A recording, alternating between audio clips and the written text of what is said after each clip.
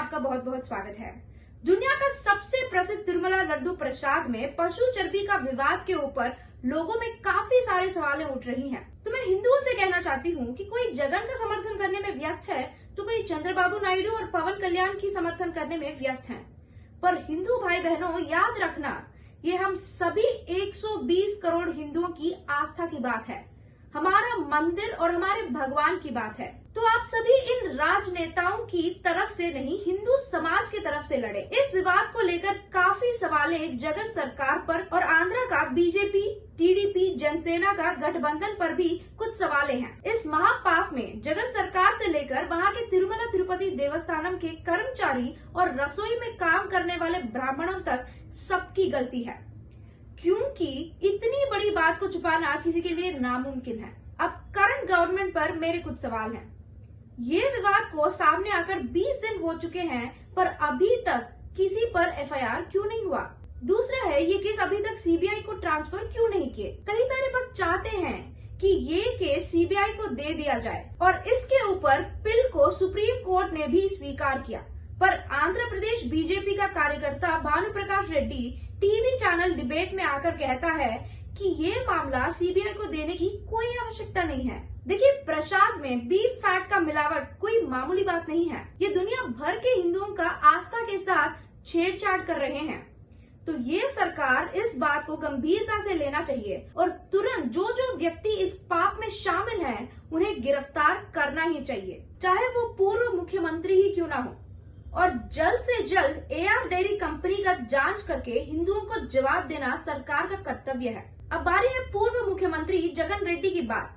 तो अभी तक प्रेस मीट में जगन रेड्डी क्यों एक बार भी ये नहीं कह पाया कि तिरुमला लड्डू प्रसाद में कोई मिलावट नहीं हुआ? मैं तिरुमला बालाजी जी को मानता हूँ, ऐसा पाप नहीं करूंगा। इसका मतलब जरूर उनके सरकार ने कुछ तो किया है। और दूसरा सवाल हम हिंदुओं को पूछना है कि 50 साल से कर्नाटका का नंदिनी डेयरी से आ रहे घी और दूध को अचानक से रोककर एआर डेयरी से सस्ता घी खरीदे क्यों? प्रसाद का दाम 25 रुपए से 50 रुपए करके भक्तों को लूटे और प्रसाद में बीफ ऑयल का मिलावट क्यों किए? अरे, सस्ता घी लेने का सोच कहाँ से आया? ये क्या जगन रेड्डी का बाप के पैसे हैं? ये तिरुमला बालाजी जी के पैसे हैं। उनके पैसे खाकर उन्हीं के भक्तों को बीफ फैट खिलाना, मतलब ये सिर्फ पैसों की बात नहीं है, बल्कि हिंदुओं के प्रति द्वेष के साथ किया गया मामला लगता है। सिर्फ प्रसाद की बात नहीं, जो जो जगन सरकार के समय में तिरुपति गए वे सब जानते हैं कि कैसे भक्तों को दर्शन के समय सताए। एक समय में तो 1 करोड़ रुपए तक टिकट भी बेचे। टीटीडी का इतना पैसा कहाँ जा रहे हैं? कर क्या रहे हैं? इसके सरकार के समय में तिरुमला पहाड़ पर ईसाई और मुस्लिमों का कर्मचारी बढ़ गए। तिरुमला में एक नियम है कि भगवान के नाम के अलावा किसी और का नाम सुनाई नहीं देना चाहिए, पर उस समय कई सारे ईसाई कर्मचारी अपने व्हीकल्स पर क्रॉस लगाकर पहाड़ पर आए। जब हिंदू इन मामलों पर आवाज उठाए तो उन पर झूठे केस लगाकर उन्हें सताए। इस बात पर जगन रेड्डी को जवाब देना ही पड़ेगा। पहले से टीटीडी का नियम है कि कोई भी गैर हिंदू तिरुमला बालाजी जी का दर्शन करना है तो पहले अपना मजहब और बालाजी जी के ऊपर अपना आस्था को लिखित में टीटीडी को देकर ही वे दर्शन के लिए जा सकते हैं। पूर्व राष्ट्रपति अब्दुल कलाम भी इस नियम का पालन करके ही भगवान का दर्शन किए। पर 2020 में TTD chairman YV Subba Reddy, जो कि एक क्रिप्टो ईसाई है, उसने ये नियम को तोड़ा और घोषित किया कि गैर हिंदू बिना अपना आस्था को बताए भगवान की दर्शन कर सकते हैं। ऐसे निर्णय लेने के लिए ये कौन होता है? पहाड़ के नीचे पैदल जाने वाले मार्ग में इतने सारे चर्च कहाँ से आए? पहाड़ के नीचे गोविंदराज स्वामी मंदिर के ठीक सामने ही वहाँ पर मस्जिद बनाने का अधिकार किसने दिया? ये मैं खुद के एक्सपीरियंस के साथ बता रही हूँ। गोविंदराज स्वामी मंदिर, जो कि वहाँ प्रसिद्ध मंदिरों में से एक है, वहाँ पर बुर्के वाली औरतें और स्कल कैप वाले पिकनिक मना रहे थे। आप भी जब तिरुपति जाएंगे तो इस बात पर थोड़ा सा ध्यान देना। अचानक से इन मंदिरों के पास, श्रीनिवासम लॉज के पास इन गैर हिंदुओं का क्या काम?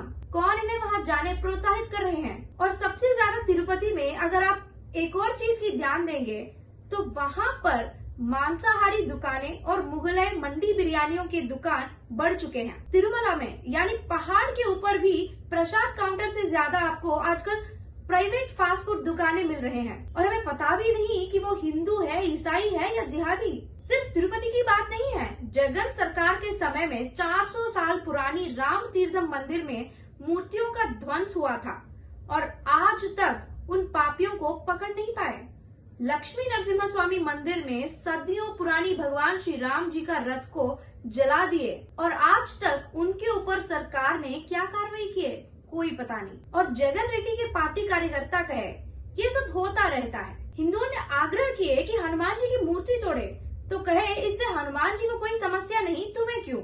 ऐसे बताते जाएं तो हजारों मामलाएं हैं। हिंदुओं अब एक ही चीज मांगना है कि तिरुमला में एक फूड टेस्टिंग लैब का निर्माण, ताकि आने वाले दिनों में ऐसे पाप ना हो। और दूसरी चीज है हमारे मंदिरों को एंडोमेंट से मुक्त करना, वरना हिंदू द्वेषी कोई जॉन पॉल अब्दुल आकर मंदिर का अधिकारी बनकर हमारे मंदिर की पवित्रता को नष्ट कर रहे हैं और आराम से हम भक्तों के पैसे खाकर ईसाई मिशनरियों को पहाड़ पर भौंकने की इजाजत दे रहे हैं। हमेशा याद रखना मेरे हिंदू भाई बहनों, श्री कृष्ण जी कहे जब हम धर्म की सुरक्षा करेंगे तो धर्म हमारी सुरक्षा करेगी। अपने घर से बाहर आएं, आवाज उठाएं, धर्म और हमारे अस्तित्व की लड़ाई में दर्शक बनकर ना बैठें, बहाने मत ढूंढें, सेकुलरिज्म का पिंजरे से बाहर आएं, एक दूसरे को इस मामले पर चेतावनी दें, इस मामले को ऐवी मत छोड़ें। एक और वीडियो में फिर मिलेंगे। जय श्री राम।